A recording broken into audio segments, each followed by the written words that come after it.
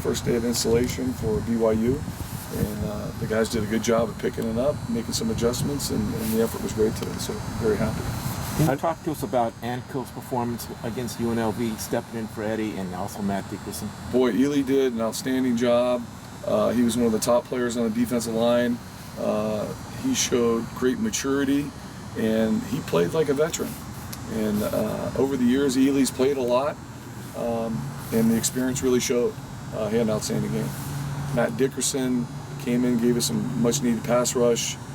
Boy, he's a great interior pass rusher, has great energy. He had a sack, so hopefully the statistic guys will get that fixed. But with a visiting team, we don't control that. But he had an outstanding game also. How about Tack?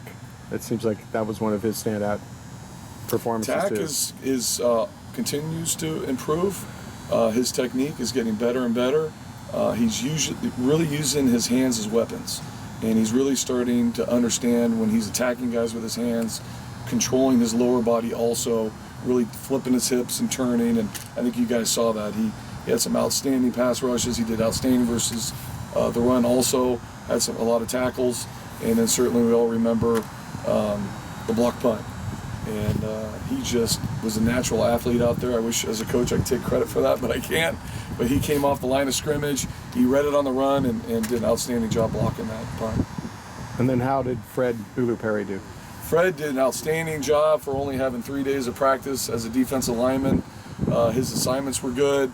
At times he played a little bit high, which was to be expected for a guy that hasn't played defensive line in a long time. So he has very good natural instincts. He plays square, is what you want from a nose guard. Somebody who can eat up the gaps, take on double teams. So I think it's very promising for Fred as a defensive lineman. How did that decision happen? Did you go to Coach Mora and say, hey, I just lost Eddie Vanderdoes, I need Fred now? And did Adrian want to fight you over that? Or? Well, I'm always recruiting because that's what I like to do. And I always have a plan B list. And anytime I'm recruiting, things don't go with your A guys, you go to your B guys. That's kind of how it happened. Is it going to stick, Ulu-Perry on the defensive line?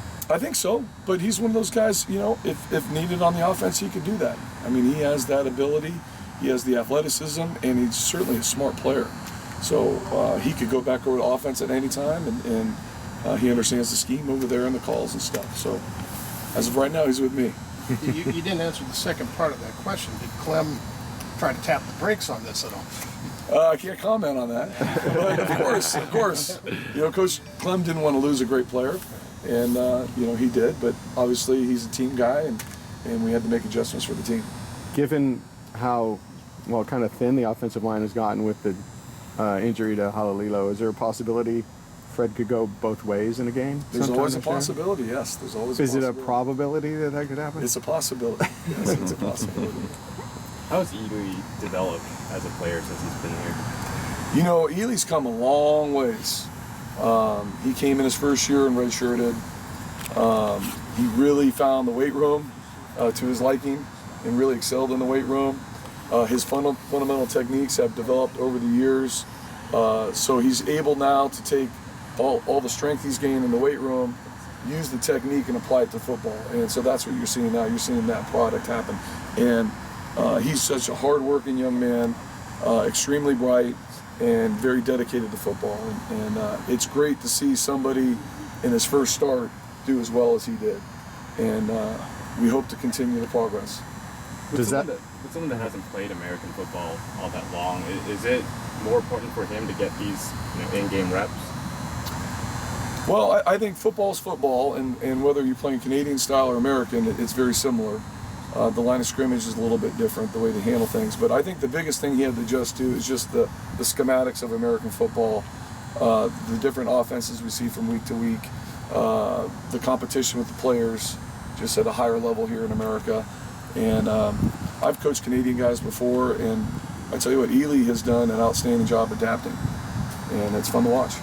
How well he's done, does that help contribute to possibly less double teams on Kenny? Do you think people will look at that game? Well, both those guys are always going to get double teams. The number one run play in college football is the zone play, and so most teams schematically are always going to double the front.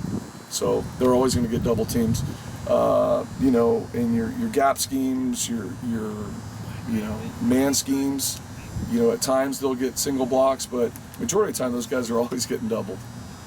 What problems and challenges does BYU bring to you this week?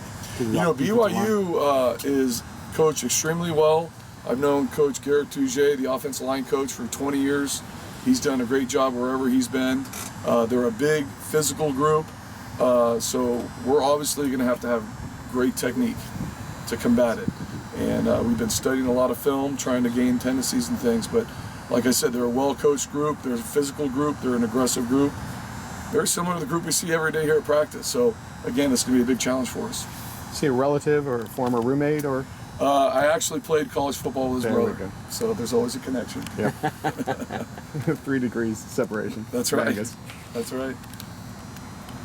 Anything else for you guys? Any comments on the San Francisco Giants? They're still in it. I'm not sure what the Dodgers' magic number is yet, but it's good to see some competition in the West again.